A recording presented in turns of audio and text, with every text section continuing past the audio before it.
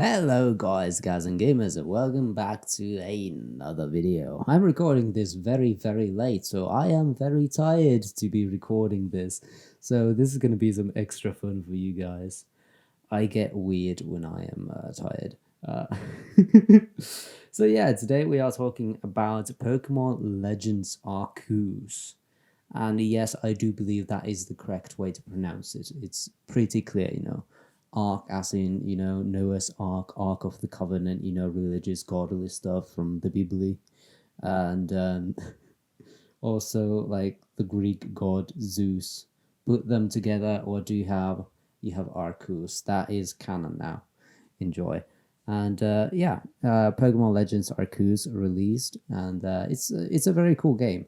I've been really enjoying it so far, and it's a open world Pokemon game, and it's has surprised me in a lot of ways.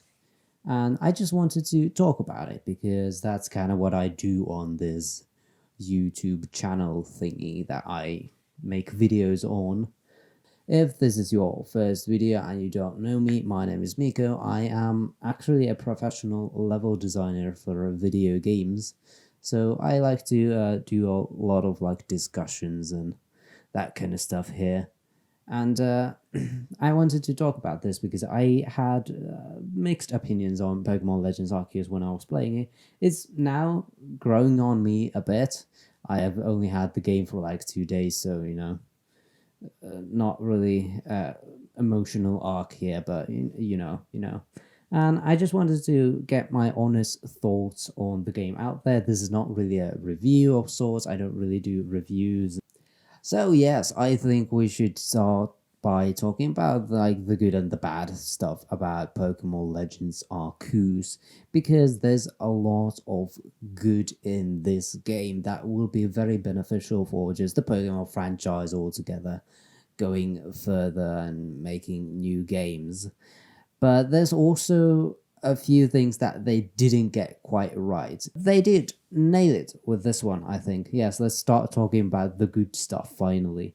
Yeah, the game is really good, and it's a fresh take on Pokemon. What can I say?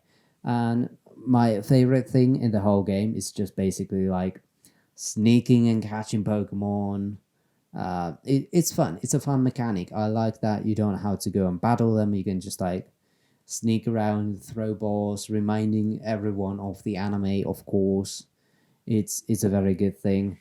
And when your Pokemon are faint, you don't just automatically black out. Uh, you can carry on. You don't have to be carried to a hospital just because your pet died. You can just carry on, go to a hospital yourself. Then there are alpha Pokemon, which are like bigger leaders of the pack, I guess. Pokemon, and they are much bigger, much stronger, much more menacing. I like those. I like kind of like having horde battles back from Generation 6 where like multiple Pokemon can attack you in one battle. That is very cool. One thing I really like that really tickles my fancy is that shiny Pokemon in this generation, well, in this game, have got a little indicator next to their name when you are in battle, indicating that, hey, they are shiny. That is a very small quality of life thing I have been wanting for a very long time. And especially because in the last game we just got, which was Brilliant Diamond Shining Pearl, I almost failed a random shiny Staravia because I just didn't know it was shiny. I wasn't paying attention when I encountered it, and there was no star next to its name. But now luckily there is that star, and I just love that detail, love that quality of life update that they have. Another good thing, just more basic thing, that shiny thing was just a little cool thing, is the Pokedex, filling the Pokedex. You have all these kind of tasks you can do with your Pokemon. Catch this many of that same species, of course, boring, average, blah blah blah, but have that Pokemon use some sort of a move, and defeating that Pokemon with a certain type of move. If they're like Gyarados, which is like water and flying, then the Pokedex would be like, hey, you might want to defeat them with electric type moves and see how they react. Not very well, by the way. Spoilers. They die.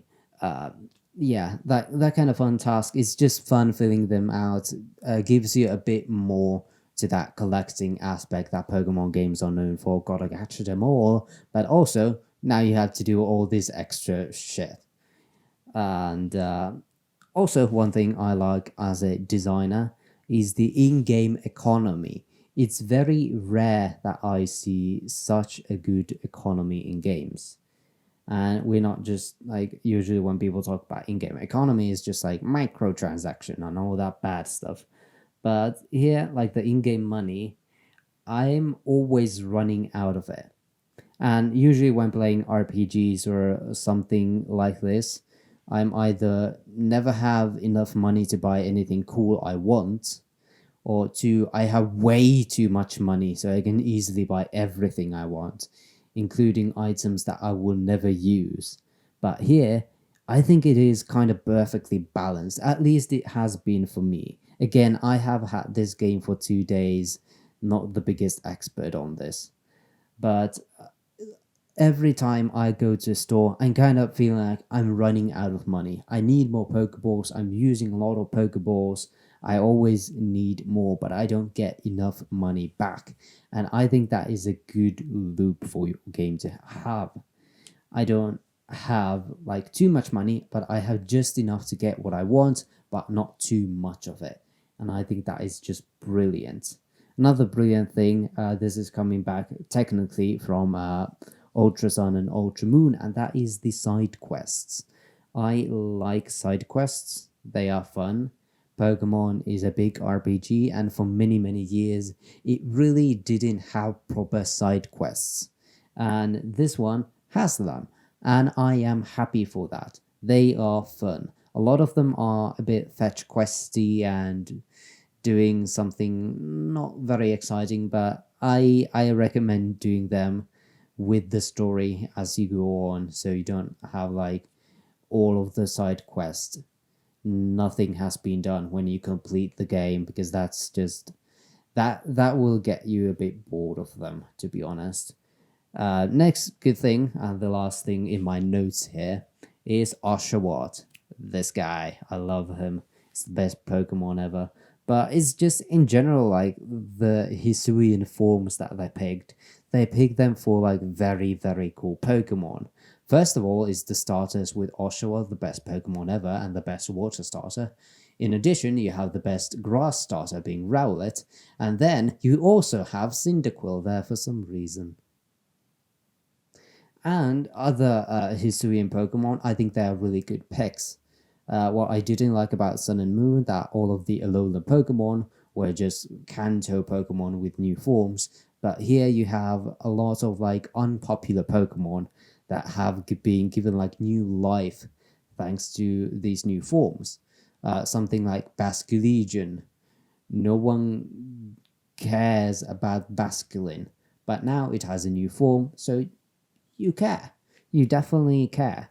Another one is Stantler. Nobody really cared about Stantler, but give it a new evolution and now people are a bit more interested. Also, I never liked Scizor, the evolution of Scyther. I'm glad we have a better one now. Yay! I really like Scyther, but never been a fan of Scizor. So that's one thing. I really just like them in general. But enough of the good stuff. Let's talk a bit about, the bad stuff as well. This game is not perfect. Of course it's not. It is a huge step in innovation when it comes to Pokemon. They have been kind of doing the same thing. To be fair, that thing works. But a lot of people have been wanting something new. And this is a new thing. But it doesn't, of course, get everything right. And one thing is the story. I don't like the pacing. I've been I think I've been defeating like almost all the noble Pokemon in my progress, and the story really hasn't begun. That is not good pacing. I can't really say how it ends because I have not completed the game, but the story so far has been a bit non-existent. There's a lot of mysteries, and none of that has been like acknowledged by the game. So it's weird. The story that has been there has been like very slow and not really interesting. But I'm hoping the ending will satisfy me a bit more. And it's not like this is the worst story that Pokemon games have ever had. I mean, Pokemon X and Y are a thing, you know. Another thing I'm not so keen about is parts of the traversal. Traversal is very important for an open world. Traversal basically means just how do you travel in that open world. The sneaking and the walking parts, that is fine. That is really good in my opinion. But there are certain things that I wish there were. One of these is a mini map. For some reason, there is like zero option for any kind of a minimap, which makes like navigating a bit hard, and you always have to check like the map again. Where am I? Where am I? When there just could be a minimap of sorts on screen that would make, you know, navigating the surrounding areas a bit more easier. Another thing is ride Pokemon. They're good. Nothing about ride Pokemon. I think Ursaluna and Braviary could have a bit tighter controls, but that could just be me and my Joy-Cons drifting that, you know, doesn't give me the best experience. But what I don't like is like the button placement, because you have to use the directional buttons, but they are down from like the analog stick. And when you're pressing it like forwards, you can't like change your ride Pokemon on the fly. You have to stop and then change. I wish they could address that somehow. Maybe press the analog stick down and then choose the Pokemon that you want, because this system, if you're running away from like a huge Pokemon and you need to like switch into Braviary, you have to first stop, then select out of like scroll through the ride Pokemon. It's a bit inconvenient, and I wish they could have done that a bit better. And also mentioned it there, Pokemon bully you a lot. They can attack you, and that is fine as a mechanic. It makes sense. This is like uncharted nature of Pokemon. We have never had this before, where like wild Pokemon can attack you, not just your Pokemon. They attack you, and this is all fine and good, but sometimes it does get a bit annoying when they, you know, you can't just get rid of them easily, and then there's like 5 Pokemon just bothering you when you're trying to do something simple like find an item. Especially with like Ursaluna, finding items is sometimes, you know, very hard. And when you're just like trying to find item, but then there's like 5 level 16 Staravias bothering you, and I just wish they could like do something about it. What most games do is like they have enemies like coming at you, attacking you. Something like Dragon Quest does this, but when you are above a certain level, say like 10, 15 levels above them, they will stop and sometimes ignore you or just run away because they see you like, hey, you are strong. I don't think this is a mechanic in this game. Like Pokemon look at your level or like your what's the star ranking and then decide, hey, that guy is way too strong. We will just die if we try to attack him. Maybe not, you know? I think that would have been maybe a good thing to have, because going back to earlier areas can be sometimes a bit bothersome when you are just getting bombarded by like Staravias that are level 15, and it's just annoying, and I don't like that.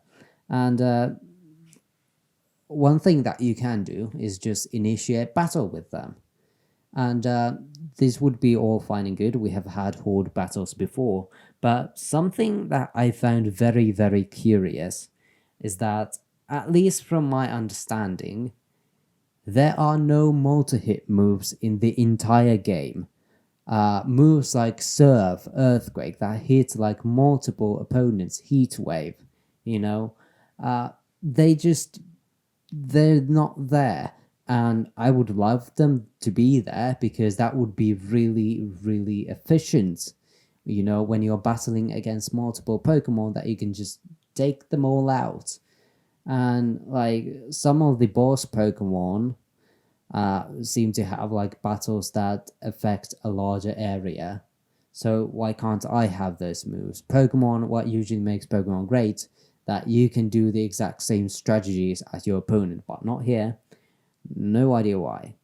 And the last bad thing I have here is not specific to Legends Arceus, but just the Pokemon franchise in general, but something I realized while playing this game is that there's a weird trend of Game Freak when they're like making new evolutions, either for like completely new Pokemon or like regional forms, is that they have like some of them have like really specific annoying evolution methods.